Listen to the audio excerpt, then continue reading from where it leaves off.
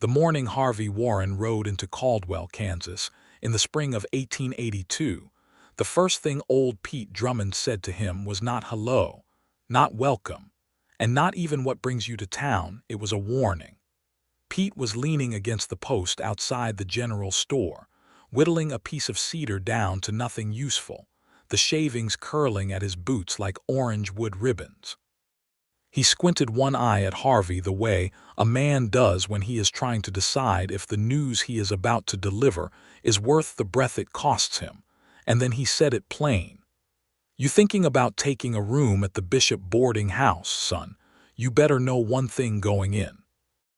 Georgia Bishop will argue with every single word that comes out of your mouth, and I do mean every word. You could say the sky is blue and she would find a way to tell you it is green."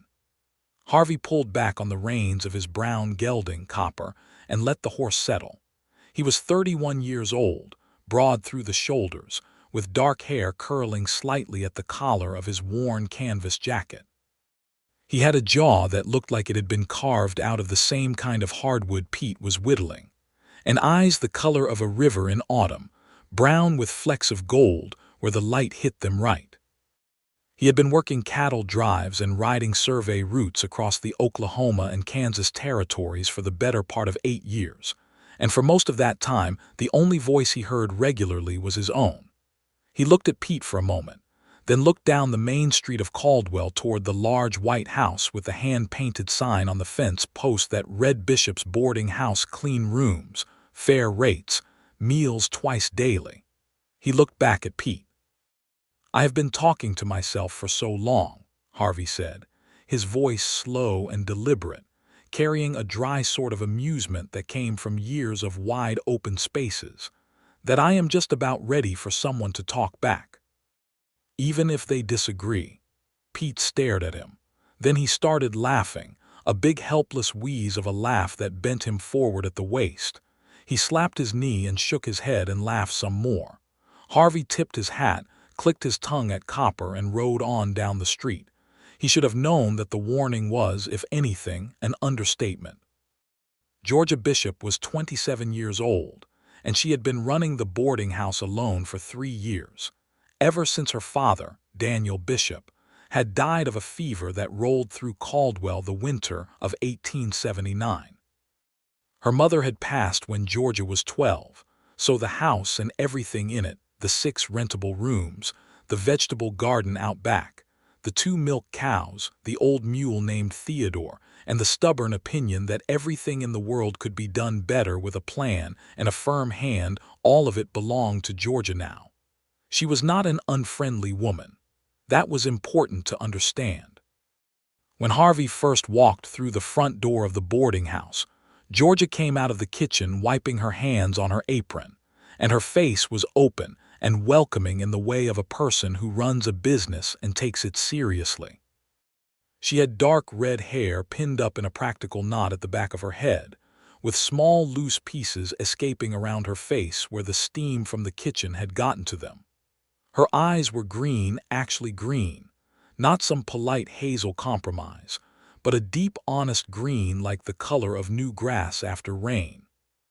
She had freckles across her nose and the tops of her cheeks, and she stood with the posture of someone who expected the world to cooperate with her and was mildly surprised every day when it did not. "Mr. Warren," she said, since he had introduced himself on the porch, "I have 1 room available on the 2nd floor, end of the hall, east-facing window. The rate is $1.50 per week, and that includes your morning and evening meals. Breakfast is at 6:30 and not a minute later because I have a schedule, and supper is at 6 in the evening. Those are not approximate times, those are the times." "That sounds fine," Harvey said. "Laundry is Tuesday. You bring your things down Monday night. I will not come knocking to remind you." "Understood. The back door stays unlocked until 10 o'clock at night. After 10 it is locked and it stays locked. If you are not in by 10, you sleep on the porch." Harvey tilted his head slightly. "What if a man is working late?" "Then a man should plan his work better," Georgia said, without missing a single beat. He looked at her for a moment. She looked back at him, steady and unblinking, The way a woman looks when she has already had this argument with the last 4 men who rented that room and she is fully prepared to have it again. Harvey nodded once. "Fair enough," he said. She seemed almost disappointed that he had not pushed back. He paid his first week in advance, carried his saddlebags and his bedroll up the narrow staircase, and found the room at the end of the hall to be small, clean, and perfectly sufficient. The quilt on the bed was a pattern of deep blue and cream. The washstand was stocked with a fresh bar of soap and a clean towel, and the east-facing window looked out over the alley and the empty lot beyond it, where the prairie started to reassert itself against the edges of the town. He stood at that window for a moment and felt something loosen in his chest that he had not even known was tight. He was in Caldwell because he had taken a job with the Comanche County Land Survey Office, helping to map and record the claims along the southern border of Kansas before the pressure of settlement made the old boundaries impossible to enforce. It was steady, methodical work that suited a man who had spent years reading landscape and distance by feel alone. He expected to be in town for 3 months, perhaps 4. He had a room. He had a job starting Monday morning. He had a clear plan. What he had not planned on was Georgia Bishop. Supper that first evening was beef stew and fresh cornbread, served to 4 boarders at the long dining room table. Besides Harvey, there was a traveling salesman named Mr. Cord who sold patent medicines and had the glassy eyes of a man who sampled his own inventory too freely. A retired schoolteacher named Mr. Abrams, who was visiting his daughter across town and staying at the boarding house for reasons that remained vague, and a young telegraphist named Sam Holt, who could not have been more than 19 and who ate like a dog that has been running all day.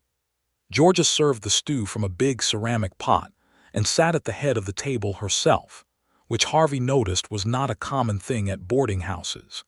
Usually the proprietress served and disappeared back to the kitchen. But Georgia Bishop sat down and ate with her boarders, and she was not quiet about it.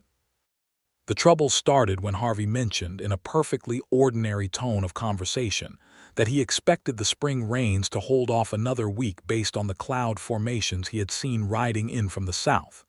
Georgia set down her spoon. "The cloud formation," she said. "The high cirrus clouds have been thinning out. Usually means a dry spell is holding." "I see," Georgia said.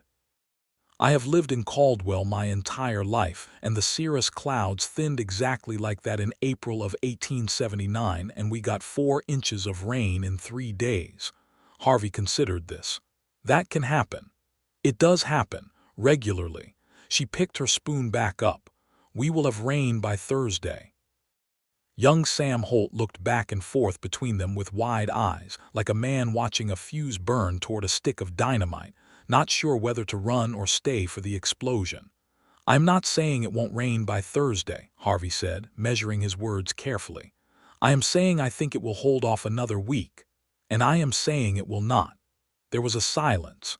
Mr. Cord cleared his throat.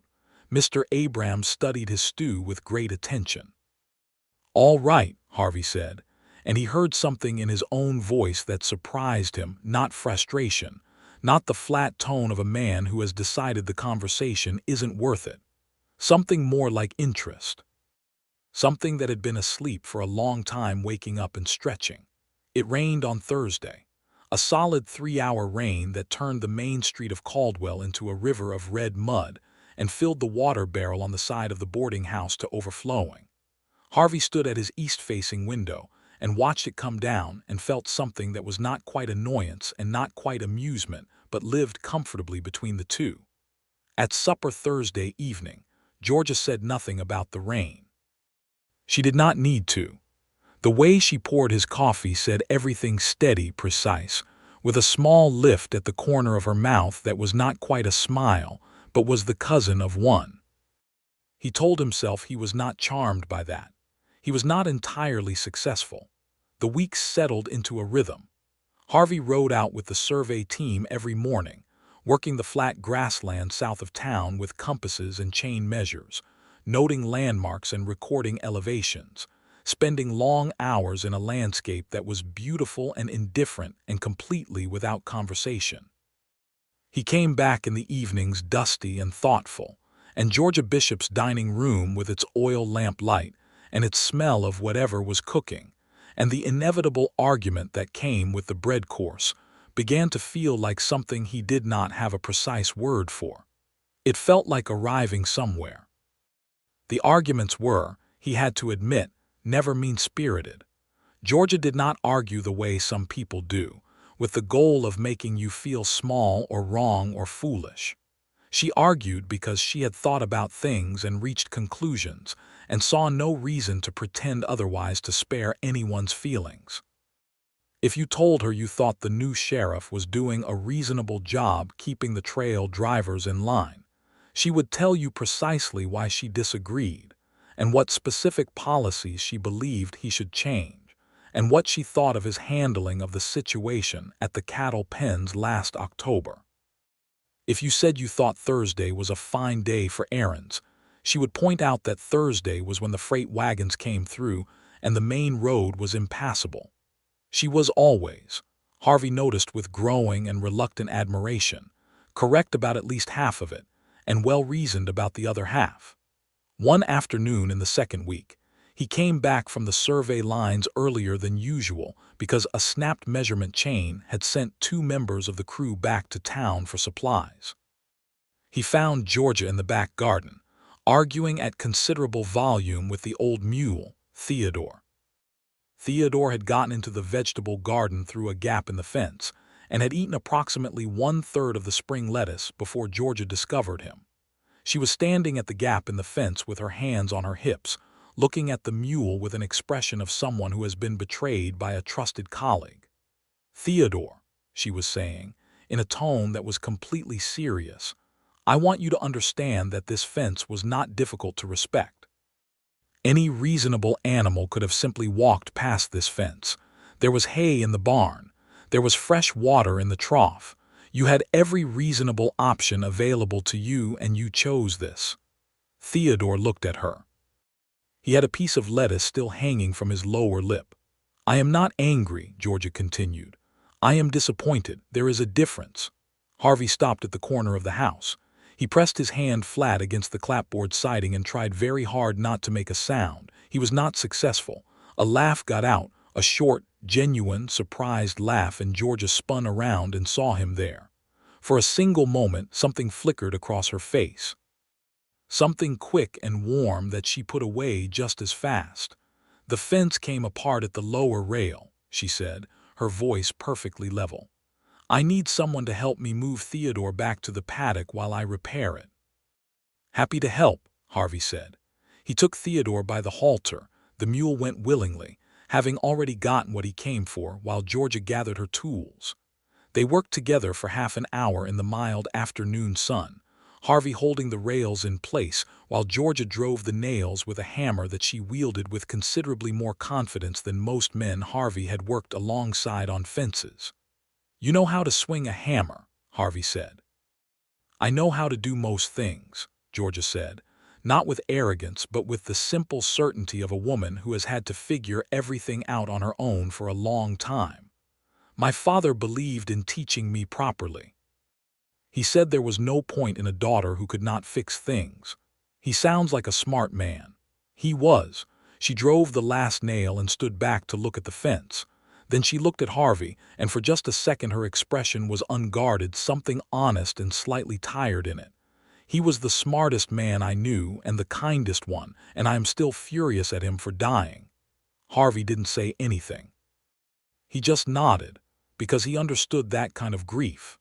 The kind that turns to anger not because you are an uncharitable person, but because the person left you and there is nothing fair about it, and anger is easier to carry than hollow sadness.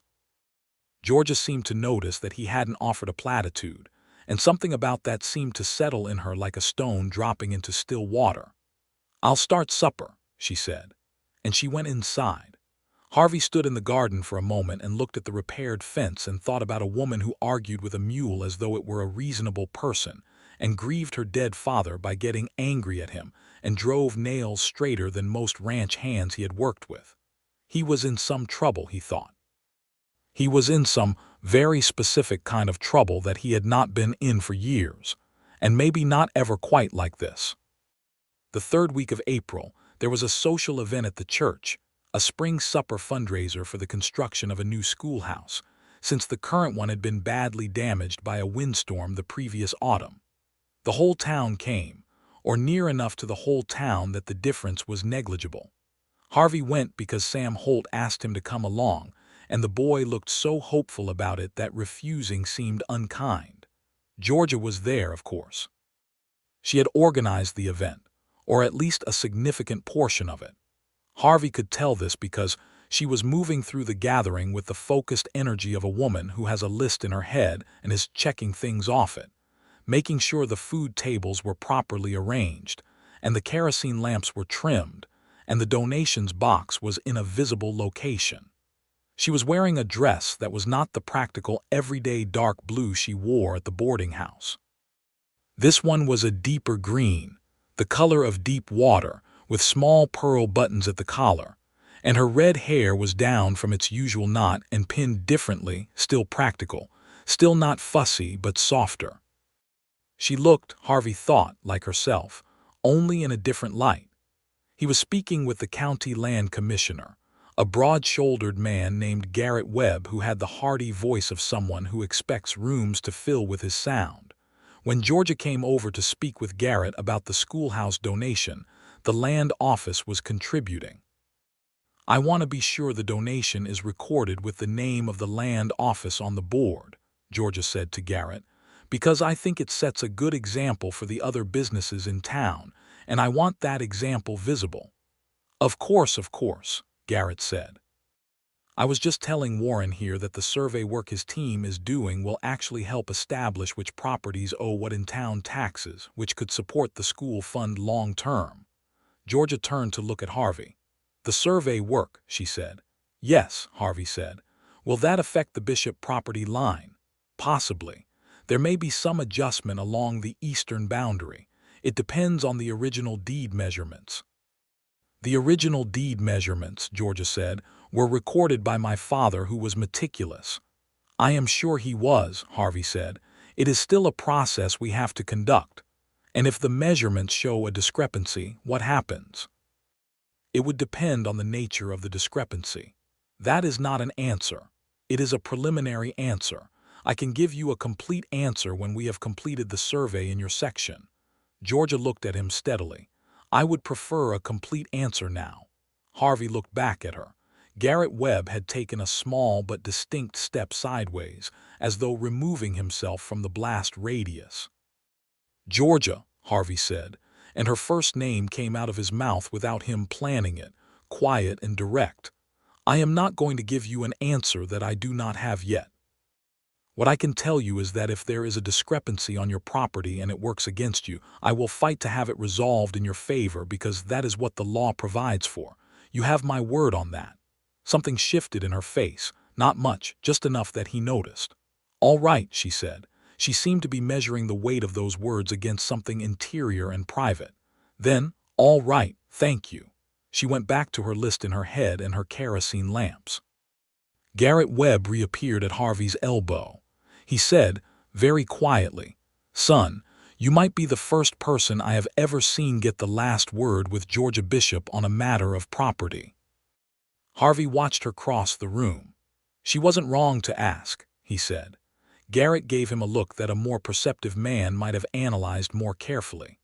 Harvey was perceptive, but he was also busy watching Georgia tell the pastor that the donation board needed to be moved 6 inches to the left so it was actually visible from the door, and the pastor, remarkably, moving it without argument. Later that evening, when most of the gathering had thinned out and the food tables were being cleared, Harvey found himself standing near the door to the churchyard at the same moment as Georgia. She was carrying an empty cake tin and he was carrying his hat, and they both stopped in the doorway at the same time, and then neither of them moved for a moment. "I can go first," Harvey offered. "We can both go," Georgia said. "The doorway is wide enough." They walked out into the cool spring evening together, the night air carrying the smell of turned earth and distant grass. The stars were enormous over Caldwell, the way they only get in open country where there is nothing to dim them. Georgia stopped a few steps out and looked up. Harvey stopped too. "My father used to say," Georgia said, not looking at him, looking at the stars, "that a person could never stay properly angry about anything while looking at a sky like that. He said it makes problems the right size." Harvey looked up. The Milky Way was spread overhead like a river of pale fire. "He was right," Harvey said. "I know he was right," Georgia said. "I also think a person can be angry and still acknowledge when someone is right. Those things are not mutually exclusive." Harvey lowered his gaze from the stars and looked at her profile, the straight line of her nose, the set of her chin, the small loose piece of red hair curling at her temple in the night air. "No," he said, "they are not." She looked at him then, and they were standing close enough that he could see the starlight reflected in the green of her eyes, and for a moment neither of them said a word. The whole town of Caldwell was quiet around them, and the spring night smelled like possibility, and Harvey Warren was 31 years old and had been alone in open country for so long that he had almost forgotten that standing next to someone could feel like this, like the world had stopped being only landscape and distance and had become, instead, particular. "Good night, Mr. Warren," Georgia said. "Good night, Georgia," he said. She walked home alone, carrying her cake tin, and he watched her go and then looked back up at the stars and thought that her father had been a very smart man indeed, and that he was sorry he had never gotten the chance to meet him. The survey work in May took Harvey out to a section of land about 4 miles south of Caldwell, where the prairie dropped away into a series of shallow ravines carved by a seasonal creek. He was working with 2 other surveyors, a methodical older man named Douglas and a younger fellow named Rip, who could run a chain line faster than anyone Harvey had worked with but who got distracted by prairie dogs. They were 3 days into the southern section when Harvey's instrument readings on the eastern boundary brought him, by the route of duty and compass and recorded deed, directly to the boundary line of the Bishop property. The property line was generous. Daniel Bishop's original measurements, recorded in 1871, were tight and accurate and would not require adjustment. Harvey noted this in his ledger with a careful hand and felt an uncomplicated pleasure at the fact. When he got back to the boarding house that evening, he told Georgia directly, before supper, standing in the front hallway with his survey bag still over his shoulder. "I completed the measurements on your eastern boundary today," he said. "Your father's original deed is accurate. There will be no adjustment to your property." Georgia looked at him. She had flour on her left wrist and a hairpin slightly loose on the right side of her head, and she was holding a dish towel. "You went out of your way to tell me that," she said. "It was not a question. I told you I would give you a complete answer when I had one." She was quiet for a moment. Then she said, "My father would have liked you, I think. He respected people who followed through on what they said." It was, Harvey understood, a significant thing for her to say. He held it carefully. "Thank you," he said. "That means something." She nodded once and went back to the kitchen, and Harvey climbed the stairs to his room and sat on the edge of the bed and stared at the wall and was very still for a long time. He was going to have to say something to her soon. That was becoming clear. He was going to have to say something honest and direct and probably brave, because Georgia Bishop was not the kind of woman you spoke around. She would see through that immediately and find it disrespectful besides. Whatever he said would have to be plain and it would have to be real, and the thought of it made him feel something he had not felt since he was young, genuinely uncertain. Not about what he felt, that was becoming clearer every day, hardening from something soft and tentative into something definite and strong. Uncertain about whether she would want to hear it. He thought about what Pete Drummond had said to him on his first morning in town. "She will argue with everything you say." And he thought about what he had said back, the thing that had come out of him easy and honest without calculation. He had been talking to himself too long. He was ready. But ready was not the same as unafraid. In late May, A situation arose that changed the pace of things between them.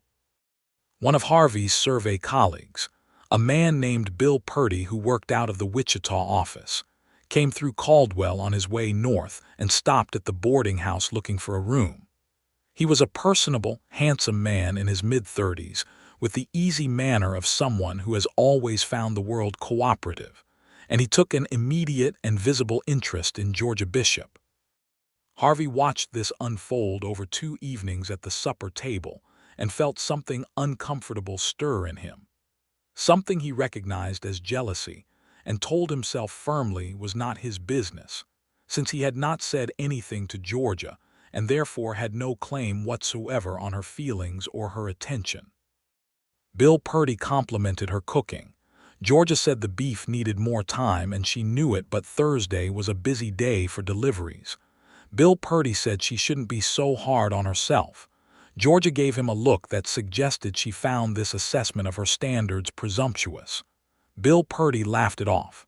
Harvey said nothing. He ate his supper and listened. On the 3rd evening of Bill Purdy's stay, after supper, Harvey was sitting on the front porch in the mild night air with a cup of coffee, reading a land survey report by the light that came through the front window, when Georgia came outside and sat in the other chair. She did not say anything right away.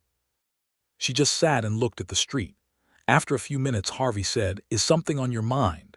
Mr. Purdy asked me to join him for supper at the hotel dining room on Saturday," Georgia said. Harvey set his report down on his knee. "What did you say?" "I said I would think about it." She paused. "I am thinking about it now." Loudly, Harvey looked at her profile. The lamp light from the window was warm on the side of her face. "What conclusion are you reaching?" "I am reaching the conclusion that I do not particularly want to have supper with Mr. Purdy at the hotel dining room," Georgia said, "and I am also reaching the conclusion that I should probably examine why I feel that way before I act on it." "That seems sensible," Harvey said, and he was aware that his voice was very careful and even, and that there was something large and still inside him waiting. Georgia turned and looked directly at him. Her green eyes in the lamplight were direct and searching and completely unafraid, in the way of a woman who has decided that being honest is less trouble than being anything else. "Harvey," she said, and it was the first time she had used his first name. "Georgia," he said, equally quiet. "I think," she said, "that the reason I do not want to have supper with Mr. Purdy is because he is not someone I find interesting in the way a person should find interesting someone they are considering having supper with in that particular sense." "In that particular sense," Harvey repeated. "Yes. And is there someone you do find interesting in that sense?" The night was warm and still. Down the street a horse nickered in its stable. From somewhere in the house came the faint sound of Sam Holt's boots crossing the floor overhead. "I find you interesting," Georgia said, precisely and clearly, in the same tone she used for everything. "Considerably interesting. And I want to say that outright because I think it is dishonest not to, and I also want to say that I am not a simple woman and I know that. I argue. I have opinions about nearly everything. I run this house the way I run this house and I am not going to change that. If that is too much for a person, then it is simply too much, and that is the truth and better to know it early." Harvey Warren looked at Georgia Bishop for a long moment. He felt something spread through his chest like sunlight, through a window, warm and complete and absolutely certain. "Georgia," he said, "I rode into this town on a single horse with everything I own in 2 saddlebags. And the most interesting thing that has happened to me since I got here is every single conversation I have had with you, including the ones about the weather." Her mouth curved. It was the first full smile he had seen from her, and it was extraordinary, not a polished smile, not a practiced one, but a real one, the kind that involves your eyes and something behind your eyes. "I was right about the rain," she said. "You were absolutely right about the rain," he agreed. "And I will be right about other things too, without a doubt. And you will disagree with me anyway, probably. And you can be right about those too if it turns out I am wrong." The smile stayed. It settled in on her face like it was deciding to live there. "That," she said, is the most reasonable thing anyone has ever said to me." Harvey set his coffee cup down on the porch railing and turned to face her more fully. "Have supper with me on Saturday, not at the hotel. Here. We can get Theodore out of the garden first so he doesn't interrupt." She laughed. It was a short, surprised laugh, genuine as everything else about her, and it did something to the night air, made it warmer somehow, made the whole quiet street of Caldwell feel like a place where something good was beginning. "All right," she said. "Yes, Saturday." Bill Purdy left Friday morning, heading north.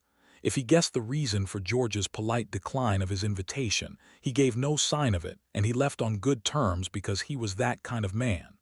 Georgia saw him out with professional courtesy, and Harvey watched from the top of the stairs and felt only the clean simplicity of relief. Saturday's supper was not elaborate. Georgia would not have wanted elaborate, and Harvey understood this.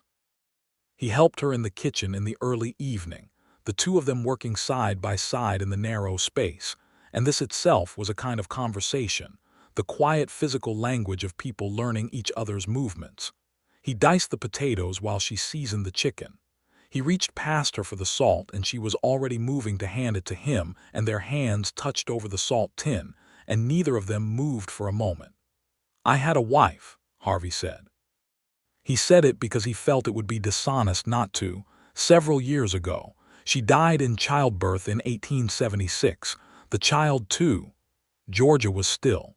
She kept her hand where it was, touching his over the salt tin. "I am sorry," she said, and she meant it in the full weight of the phrase. "It is why I went to working the open country. It was easier to be moving." He looked at the window above the sink at the last pale edge of evening light. "I stayed moving for a long time. And now," he looked back at her, "and now I think maybe I stayed moving longer than I needed to. I think I confused moving with living." Georgia took the salt tin and set it on the counter and turned to face him properly, leaning her hip against the counter with her arms loosely crossed. "I have never been married," she said. "I had one person who asked me 3 years ago, a farmer from the valley south of here. He was a kind man and I respected him, and I said no because I did not love him, and I thought marrying someone you do not love is a kind of dishonesty I am not willing to participate in."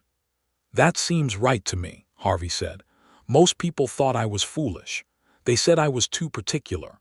"Being particular," Harvey said, "seems like a reasonable thing to be about the person you spend your life with." She looked at him for a moment, and then she uncrossed her arms and turned back to the stove and said, "The chicken is going to burn." And Harvey went back to the potatoes, and they finished making supper together in the kind of companionable quiet that usually takes years to arrive at, and somehow they had found it in an early summer kitchen in Caldwell, Kansas, in 1882. They ate at the kitchen table instead of the dining room, just the two of them. Since Sam Holt had gone to his sister's for the weekend, Mr. Abrams had gone home to his daughter's house, and Mr. Cord had moved on to his next town of patent medicines. The kitchen table was smaller and plainer and better for the kind of conversation they were having, a conversation that wandered from childhood memories to the shape of the Kansas sky, to the things they both believed about fairness and work, and what a person owes their neighbors. And Harvey found that in every place where he had expected to disagree with her, he largely agreed, and in the places where they genuinely did disagree, about the county sheriff's handling of the cattle drive conflicts, about the best approach to fixing the town's drainage problem on the main road, the disagreement was interesting. It was alive. It made him think. He had not had a conversation that made him think in a very long time. They sat at the kitchen table until the lamp oil was running low and the night outside the window was deep and still, and Harvey told her about the survey work and the way the prairie looks at dawn when the grass is wet and the light comes in low. And she told him about the way her father used to read to her on Sunday evenings, not children's books but real books, history and philosophy, and once a very long novel about the sea that neither of them had entirely understood but both had loved.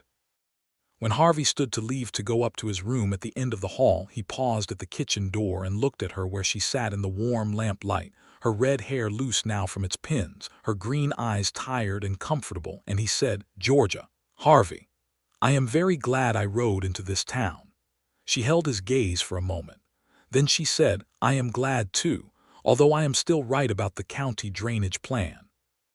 He laughed, a real full laugh that surprised him with how easy it was, and said good night, and went up the stairs to his room at the end of the hall, and lay down on the blue and cream quilt and stared at the ceiling and felt, for the first time in years, completely and genuinely happy.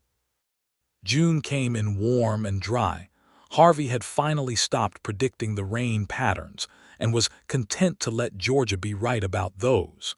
And the survey work moved into the north sections of the county, which brought Harvey home earlier in the evenings. He and Georgia developed a habit of sitting on the front porch after supper, and the boarders who came and went. The house was rarely less than half full, learned to give the front porch to them in the evenings, the way you give a well-worn chair to the person it belongs to. There were evenings when they argued for 2 hours straight about the right way to deal with the land disputes that were starting to push into the area as more settlers came west. Georgia believed firmly that the original inhabitants of the land, the Comanche and Kiowa peoples who had been pushed from these territories by treaty violations and military force, had been wronged in ways that the law had not even begun to adequately address, and that the current land rush was built on that wrong, and that any honest person should be willing to say so plainly. Harvey did not disagree with her. He had seen enough of what happened at the boundaries of reservation lands in his survey work to know that what she said was true. But they disagreed sharply about what practical steps could be taken and who bore responsibility and what the future should hold. And these arguments were serious and real, and neither of them took them lightly. Harvey came to understand that this was part of who Georgia was, that she would not let important things be comfortable when they should be uncomfortable, and that she argued about things that mattered because she thought things that mattered deserved to be argued about. He found he respected this more than he could easily explain. There were other evenings when they were quiet together, reading in the porch chairs with the fireflies drifting in the long grass of the empty lot across the alley, and this quietness was also a kind of communication, the comfortable sort that says I am here and so are you, and that is enough. On a warm evening in the middle of June, Harvey took Georgia riding. She had a horse of her own, a steady bay mare named Clara, and they rode south out of town in the last long light of the afternoon, following the survey road that Harvey knew well, until the town was behind them and there was only the enormous sky and the grass bending in the evening wind. Georgia rode well, comfortably and without fuss, and Harvey watched her from the corner of his eye as they rode side by side and thought about how she looked in the open country like she belonged to it, like the wind and the grass and the wide horizon all made sense of each other when she was in them. They stopped at a rise where the prairie dropped away into a wide shallow bowl of land with a creek glinting silver at the bottom, and sat on their horses in the evening quiet and watched the sun go down behind the western edge of the world. The sky went from blue to gold to a deep luminous orange that turned the grass into copper and the creek into fire. "This," Georgia said, "is the one thing that I do not argue with." Harvey looked at her. She was looking at the sunset, her face open in a way it rarely was in company. "What is that?" he said, though he thought he knew. "The fact that this is beautiful," Georgia said. "There is no argument to be had with that. It simply is." Harvey looked at the sunset and then looked at Georgia Bishop, and thought that she was the most beautiful thing in his field of vision, which included an extraordinary Kansas sunset, and that seemed to him to be worth saying. "Georgia," he said. She turned to look at him. "I love you," he said, plain and direct, the way everything important should be said. "I want to tell you that because I think you are a person who deserves to hear plain things plainly, and because I have been thinking it for long enough that not saying it feels like a kind of dishonesty." The sunset did extraordinary things to her face. She was perfectly still on her horse, looking at him, and in the silence Harvey heard his own heartbeat and the wind in the grass and the distant sound of the creek. Then Georgia Bishop said, "I know you do. I have known it for a little while. I was wondering when you were going to say it." "And," Harvey said. "And I love you too," she said, as though this were the most obvious conclusion in the world and she had simply been waiting for him to catch up. "I have been quite sure of it since the evening you told me about your wife and your child, and you were honest about it even though it was difficult, because you thought I deserved to know the truth of who you were. That is when I was sure." Harvey felt something shift, some last remaining held breath, some last braced muscle, and release into the warm evening air. "You might have told me sooner," he said. "You might have said something sooner," she returned. He laughed. She laughed too, and they sat on their horses in the fading sunset with the whole of Kansas around them, laughing at each other in the way of two people who have found something they are not going to let go of. He rode close enough to take her hand where it rested on the saddle horn, and she let him take it. And they sat like that in the last light until the stars began to appear and the air turned cool, and it was time to go back to town. On the ride back, with the stars coming in overhead and the dark grass breathing around them, Georgia said, "I should tell you that I am not an easy person." "I know that," Harvey said. "I am not going to become easier. I know that too. And you think that is fine." "Georgia," Harvey said, "I have been working alone in open country for 8 years, and the most alive I have felt in all of that time is in an argument with you about the drainage plan for the main road. I do not want easy.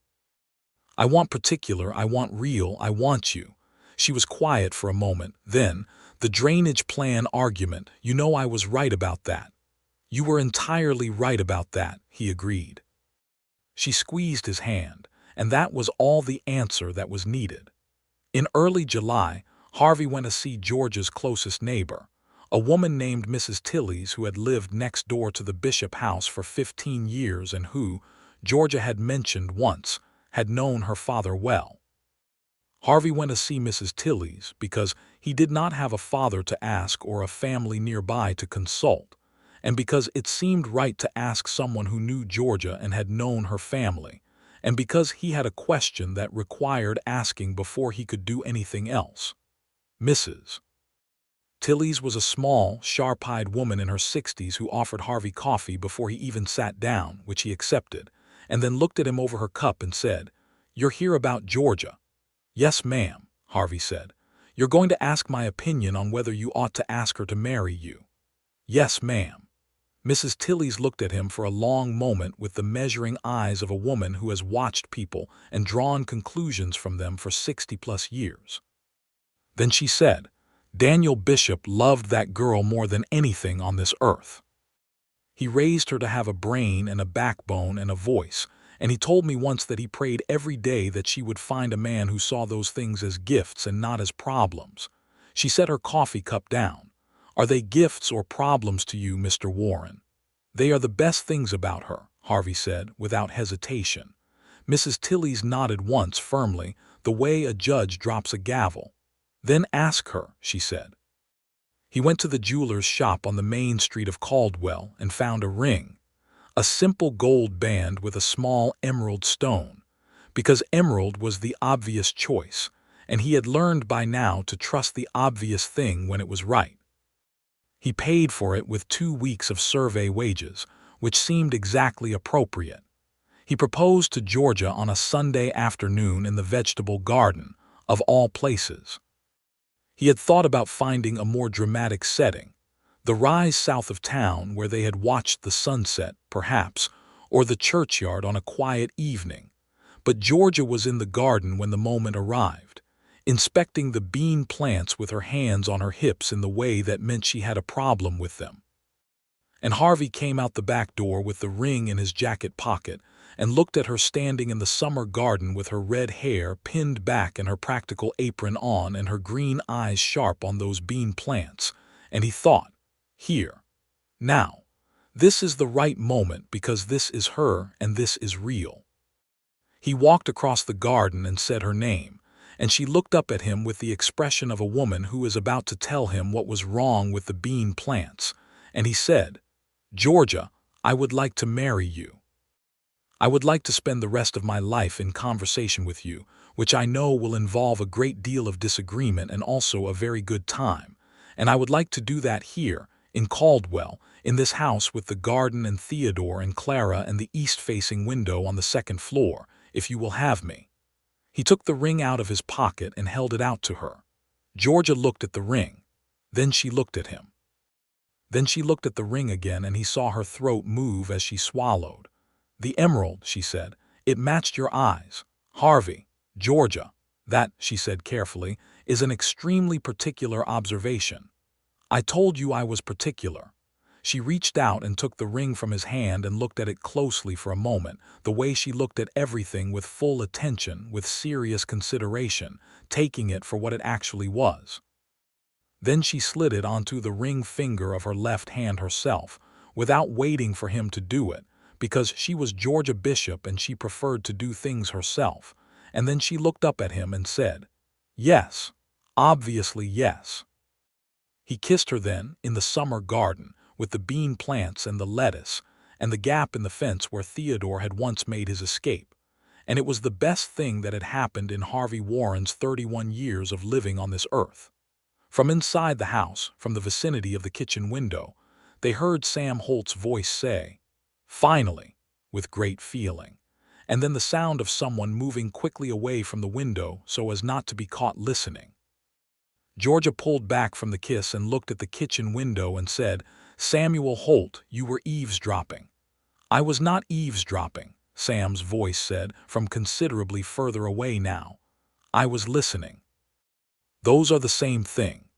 "They are not entirely the same thing," Sam said, and then the sound of boots on the stairs going up suggested he had decided to make himself scarce, and Georgia shook her head with an expression that was trying to be disapproving and was not remotely succeeding, and Harvey laughed, and she turned back and looked at him with the ring on her hand and the garden around her and the whole long summer ahead.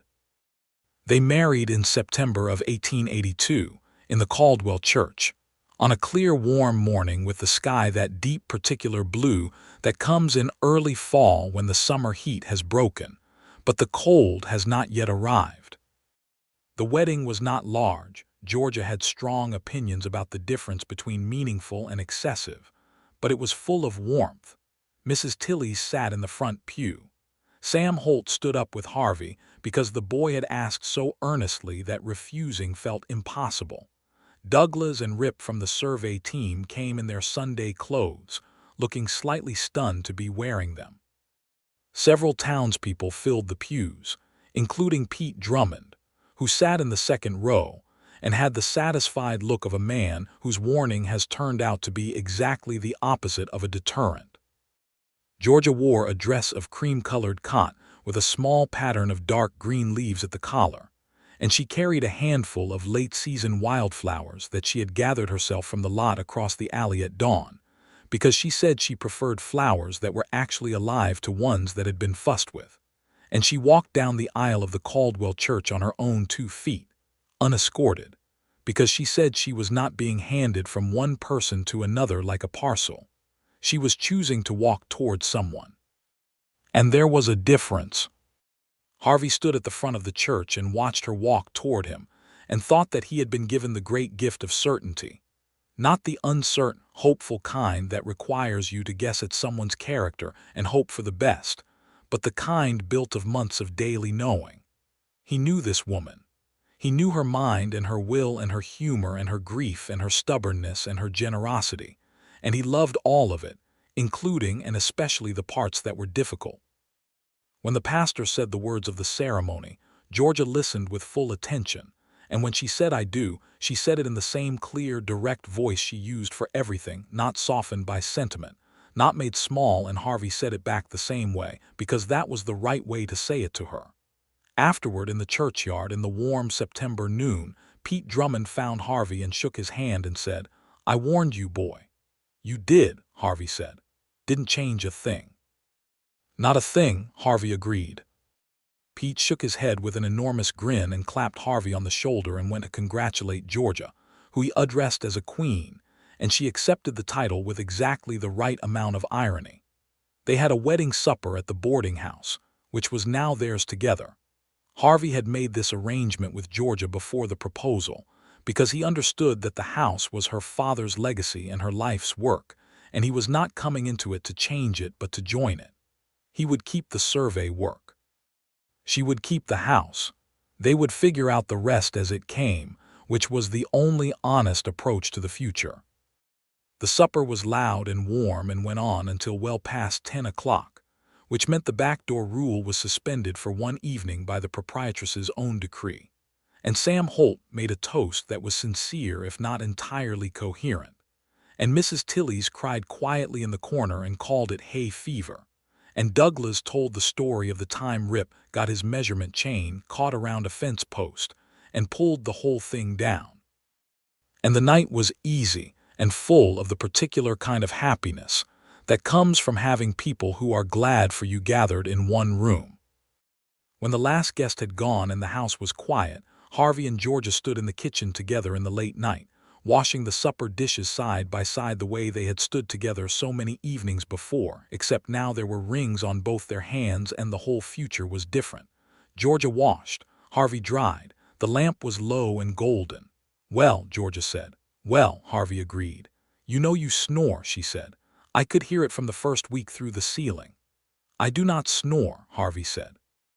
"You do snore. It is not a tremendous snore, but it is a consistent one."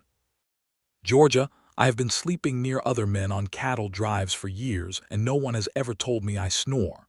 "Then those men were either deaf or too polite to say so. You snore." He looked at her profile, the familiar set of her chin, the loose piece of red hair at her temple, the ring on her hand catching the lamplight.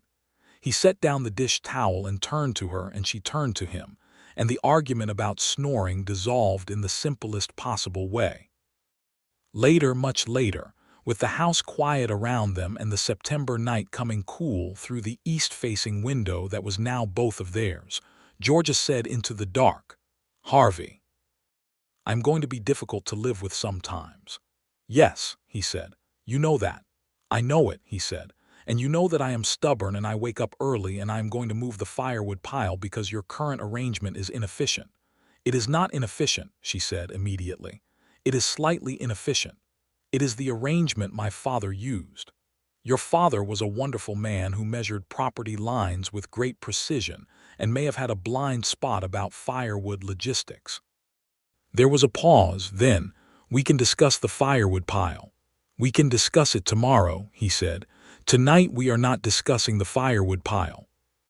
He felt her laugh in the dark, that real surprised laugh that he had come to love more than almost any sound in the world, and she said all right, and the night settled around them, and they slept. The winter of 1882 into 1883 was cold and quiet, the way Kansas winters can be when the wind comes down from the north and makes the world simple, just cold, just still, just the need for warmth and company. The boarding house was less full in winter, travelers staying closer to the towns they knew, and so it was often just Harvey and Georgia and Sam Holt in the evenings, the three of them at the dining room table with the good stove going, talking or reading or playing cards, which Georgia played with the same competitive focus she applied to everything, and which meant she won regularly and did not attempt to soften the fact. Harvey loved those evenings.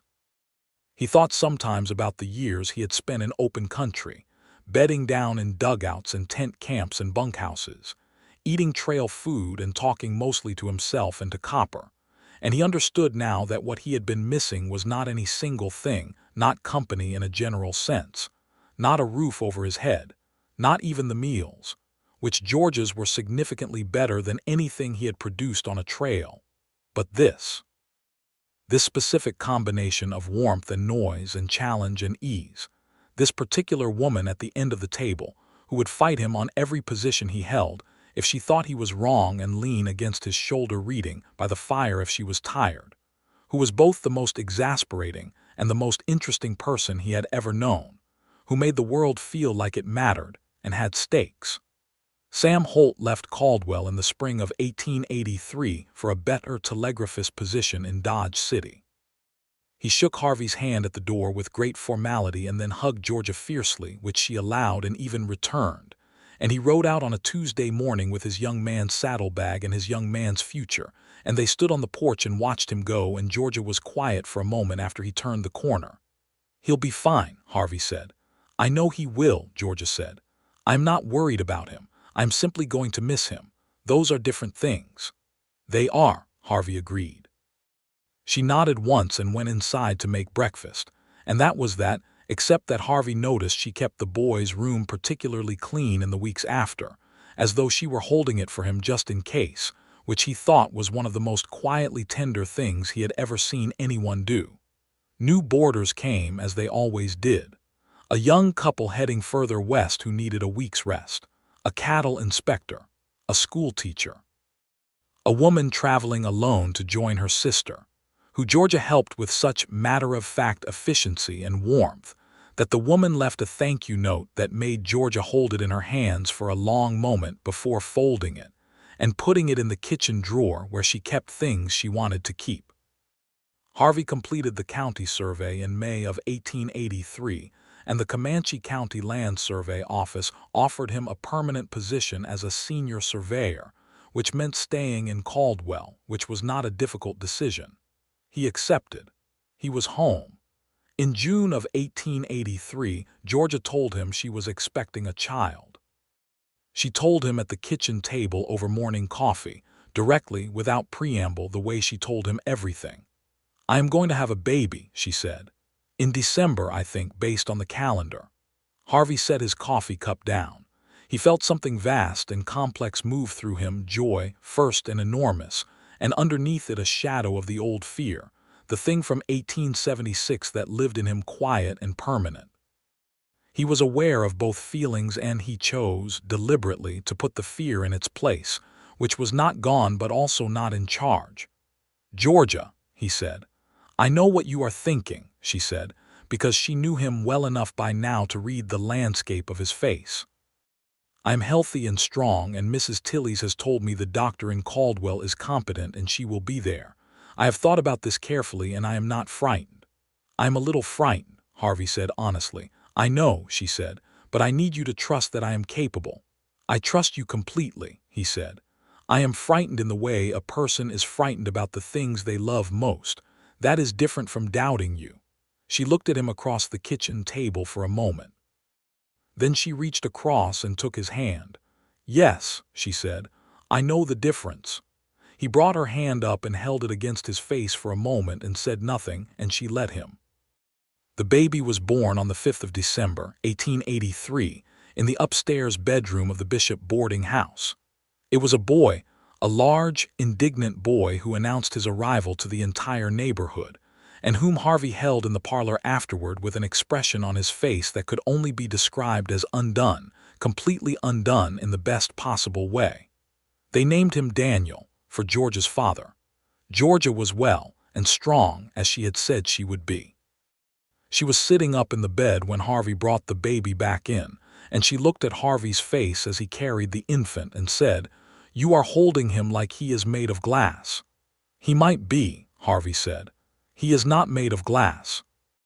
He is made of the same things we are. You can hold him firmly." Harvey adjusted his grip carefully, and little Daniel seemed to appreciate the steadier hold and settled. "See," Georgia said. "You are already right about everything," Harvey told her, "and he is 20 minutes old."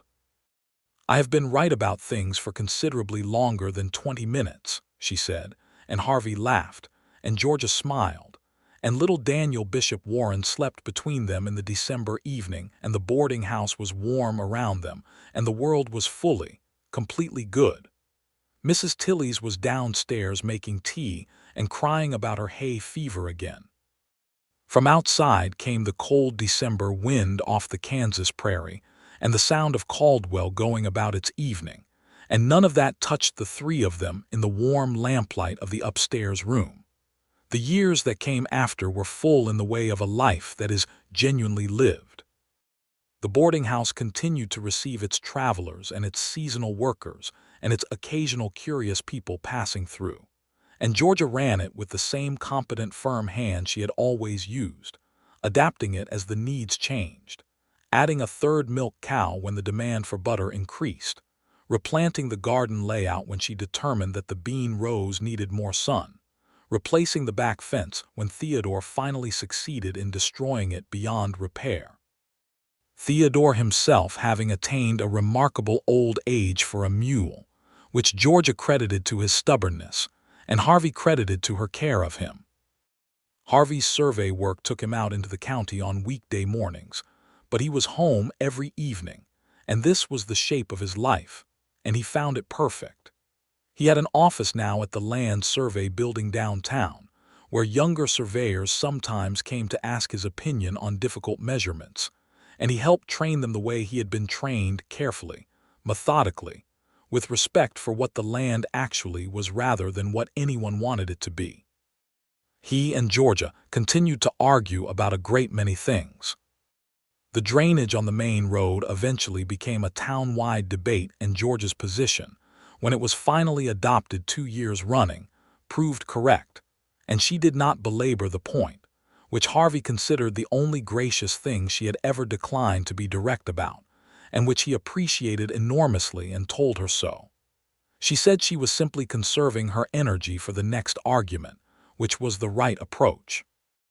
They argued about politics, the Reconstruction-era debates that were still very much alive in 1883 and 1884, the treatment of the native peoples in the territories which Georgia never let anyone in her dining room dismiss as a resolved matter, the growing questions about women's rights that Georgia had opinions about that were ahead of most of what Caldwell was ready to discuss. And Harvey listened and thought, and sometimes agreed and sometimes pushed back. And neither of them ever stopped finding the conversation worth having. Little Daniel grew from an indignant, red-faced newborn into a cheerful, determined toddler who had his mother's green eyes and his father's stubbornness, and who, by the age of 2, had formed a close and incomprehensible friendship with Theodore the mule that was never adequately explained by anyone. In the spring of 1886, Georgia told Harvey at the kitchen table over morning coffee that there was going to be another baby, expected in October. "You are well," Harvey said.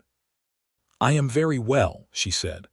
"I am also very busy, and I need you to take over the marketing on Fridays because I am tired in the mornings this time, and the Friday market starts early." "Done," Harvey said. "You will forget the butter. I will write it down. You will write it down and leave the list on the kitchen table. I will put the list in my coat pocket. That," Georgia said, "is a better plan." Their second child was a girl, born in October 1886, and they named her Margaret, which had been Harvey's mother's name. And Georgia said yes to this at once, because she understood without being told what it meant to him. And that was the kind of woman she was, fierce about her own positions and generous about the positions that belonged to someone else's heart. Margaret was from the beginning a quieter soul than Daniel, more watchful, given to long, serious looks that made Georgia say she had her father's surveying eyes, which Harvey took as the highest compliment he had ever received. Daniel adored his sister immediately and appointed himself her chief protector, a role he took on with a seriousness that Georgia said was entirely inherited from his father, which Harvey also took as a compliment. The boarding house, now with 2 children under its roof, became something slightly different, still a professional establishment, still run with Georgia's precision, but warmer, more alive, filled with the particular sound energy of small children, which the boarders responded to in various ways, but mostly with warmth of their own. It turned out that a boarding house with a family at its center attracted a particular kind of traveler people who wanted a place that felt like something real rather than just a bed, and the rooms were rarely empty. Sam Holt came back to visit in the autumn of 1887, no longer the gangly 19-year-old who had watched Harvey and Georgia from the kitchen window that first spring. He was 24 now, filling out into himself, with a girl he was in love with from Dodge City named Eliza, who he brought to meet Georgia as though Georgia's approval was the most important thing he could obtain, which it more or less was. Georgia liked Eliza immediately, which she signaled by finding fault with two things about her hat within the first hour of meeting her, both of which corrections Eliza took with equanimity that suggested she was the right kind of person. After supper that evening, Georgia told Sam privately that she thought Eliza was wonderful, and Sam lit up like a match, and Harvey overheard this from the hallway and said nothing, but felt the warmth of it spread all the way through him. Sam and Eliza married the following spring. Georgia made a quilt for their wedding gift, a large complicated pattern in blue and gold that she worked on all winter in the evenings, sitting by the fire with her needle and thread while Harvey read aloud to her, which had become one of their evening rituals. Real books, history and philosophy, and the occasional novel, the same thing Georgia's father had done on Sunday evenings, continued now into a new generation by two people who had chosen each other specifically and completely. Old Pete Drummond died in the winter of 1888, quietly in his sleep, which was the right way for a man like Pete to go. No drama, no prolonged suffering, just there one day and then not. The whole town came to the funeral.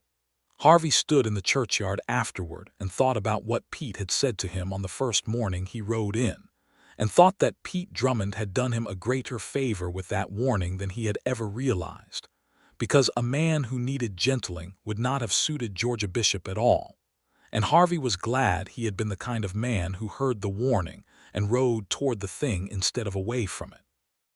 In 1889, when the Oklahoma Territory opened to settlement in the famous Land Run, Harvey was part of the survey team that worked the border regions, helping to establish the claim boundaries for the enormous rush of new arrivals. He was gone for 6 weeks that spring, the longest he had been away since their marriage, and the letters he and Georgia wrote each other during those weeks were a record of everything they were to each other, practical in the details, direct in the feelings, arguing even in written form about the correct way to handle the water drainage in the south corner of the garden, which Georgia had decided to reroute in his absence. When he came back to Caldwell in late May, she was waiting on the porch when Copper came up the street, because she had seen him from the window. She walked down the porch steps and across the yard to the gate, and he got down from the horse, and she put her hand on his face and looked at him as though she were checking that all of him had come back, and then she said, "The south corner drainage is done. I was right." "Tell me about it," he said. "I will tell you about it at supper," she said. "First, come inside." He came inside. The years folded into each other the way years do when they are good, not identically, not without difficulty, but with the fundamental substance of the life beneath them solid and real. The boarding house saw the edges of all the changes happening in Kansas and the wider West, the closing of the cattle trails as the railroad spread, the changing of Caldwell from a trail town to a farm community, the slow shift of the landscape from open range to fenced property, which Harvey had surveyed and measured and recorded, and which was neither entirely good nor entirely bad, but was simply the shape of time. Georgia had more to say about these changes than most people, and said them at the dining table and in the street and at town meetings, because she felt that the story of what the West had been, including the stories that were hard and unjust and unresolved, was worth preserving honestly, and she was not willing to let the comfortable version replace the true one. She wrote letters to the county newspaper. She argued with the mayor. She organized a town history meeting in 1890 that was supposed to last 2 hours and lasted 5, because once Georgia Bishop had a room full of people and a subject worth discussing, the schedule became a general suggestion. Harvey sat in the back of that meeting with Margaret asleep on his lap and Daniel whittling a piece of wood beside him, and listened to his wife hold forth on the history of the southern Kansas Territory, with the full force of her intelligence and her refusal to let important things be comfortable, and felt the same thing he had felt looking at her across the churchyard on their wedding day, that he had been given the specific gift of knowing exactly who he had married, and that what he knew was extraordinary. By 1891, Daniel was 7, a solid, serious boy who had begun to show a genuine talent for measurement and observation that made Harvey suspect a future surveyor, and who argued with his younger sister about nearly everything in a way that was so familiar to his parents that Harvey and Georgia sometimes met each other's eyes across the dinner table with an expression that contained an entire private conversation. Margaret was 4, and she was already the kind of child who listened before she spoke, who thought carefully before she acted, and who, when she did decide to argue, and she did, she was her mother's daughter through and through, was devastatingly precise about it.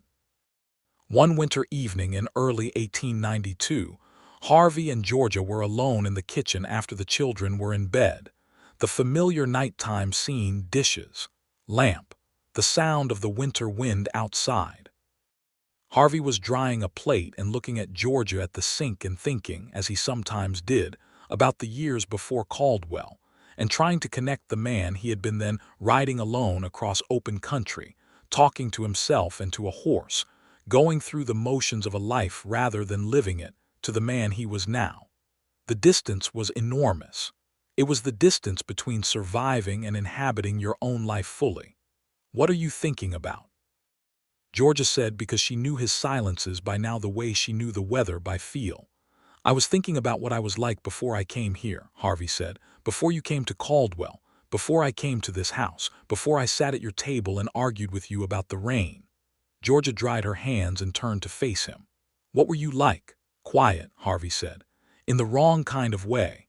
I moved all the time and I thought moving was the same as living, and it wasn't." He looked at her.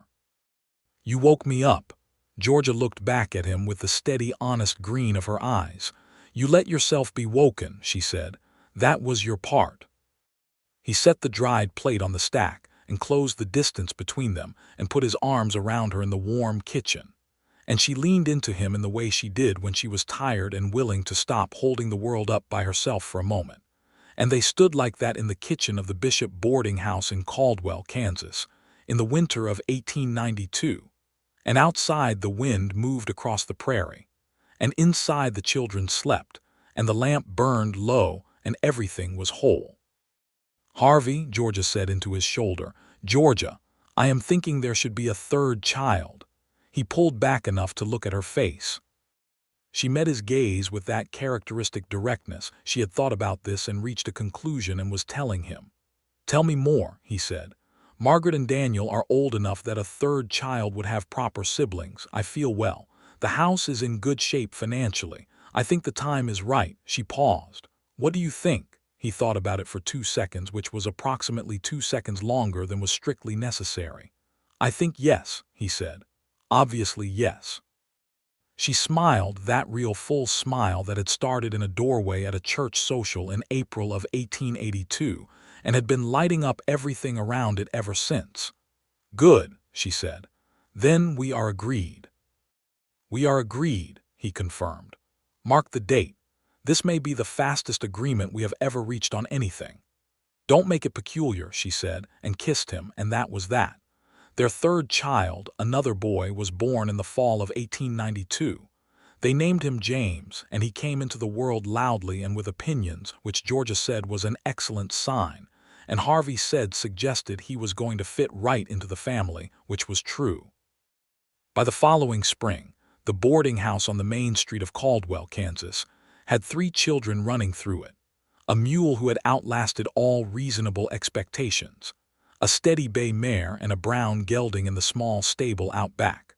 A garden that produced with the same reliable abundance as its keeper, rooms that were clean and well kept, and offered fair rates and meals twice daily, and 2 people at its center who loved each other with the full knowledge of who the other was. Not despite the difficulty, but including it, specifically including it, because the difficulty was part of the realness, and they had both been around long enough to know that realness was the thing worth having. On a morning in May of 1893, Harvey came down the stairs early, before the household was properly awake, and found Georgia already in the kitchen with her first cup of coffee, standing at the east window looking out at the garden, the early light coming in pale and gold and making everything look like something precious. He poured his own coffee and came to stand beside her, and they looked at the garden together, the bean rows and the lettuce, and the repaired fence that had been repaired and repaired and repaired over the years, and the apple tree at the corner that Daniel had planted from a seed 2 years ago and which was, this spring, showing the first small evidence that it intended to become an actual tree. Theodore ate the lower leaf from the apple tree, Georgia said. Harvey looked. There was indeed a lower leaf missing from the small sapling at mule height. Theodore, Harvey said, I am going to have to reinforce the corner of the fence. I can do that today. I know you can, Georgia said. I have also learned that if I ask you to reinforce a fence, you will reinforce it to a standard of approximately twice the engineering required, and it will take a full afternoon. Is that a complaint? It is an observation, Georgia said. I am going to reinforce it myself after breakfast. It will take 20 minutes. Harvey considered this. Would it be efficient, he said, if we both did it? I can hold the rail and you can drive the nails. She looked at him. The early morning light was in her eyes, and she had her coffee cup in both hands and her red hair, threaded now, with a few silver strands that Harvey found more beautiful than he could explain, was still loose from sleeping.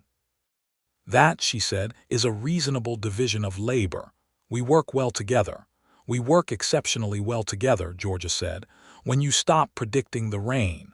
I have not predicted the rain in 4 years, 3 years and 8 months. You have been counting. I keep accurate records, she said, and her eyes were bright with that particular warmth that only lived there when she was at her most herself, most comfortable, most genuinely happy. And she was. He knew, genuinely happy in the deep-rooted way that comes from building something real and knowing that it is real. He took her free hand where it rested on the windowsill and held it, and they stood in the early morning kitchen of their life, looking at the garden, with the sound of the children beginning to move upstairs and the smell of the coffee and the Kansas morning coming in through the glass. And Harvey Warren thought about a morning 11 years ago, when an old man whittling cedar on a post had warned him about a woman who argued with everything, and thought about the young man he had been who had said he was ready, and thought that even in that best version of readiness, he had not come close to understanding what he was riding toward. He had thought he was ready for someone to talk back. What he had found was someone who made every word worth saying. What he had found was someone whose argument was the shape of her love, insistent and precise and absolutely real, the way she was real, the way everything about Georgia Bishop Warren was completely and entirely and magnificently real. After the fence, Harvey said, what would you like to do today? Georgia considered this with the full seriousness she applied to all decisions. After the fence, she said, I want to take the children down to the South Rise and show them the creek. Daniel has been asking about the survey markers out there, and I think it is time you explain to him how a measurement chain works. He is 7, Harvey said. He is old enough, Georgia said.